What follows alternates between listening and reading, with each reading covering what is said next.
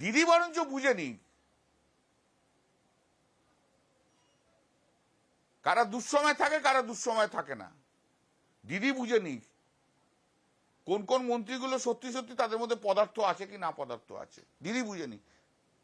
দিদিরা বলবে সেটা ফাইনাল। বললাম তো, দিদি বলুক না, 1 মিনিট লাগবে আমার ছেড়ে দিয়ে চলে যেতে। দিদির জন্যই রয়েছে, কিন্তু দিদিকেও বুঝতে হবে। সময় এসছে দিদিও বুঝুক।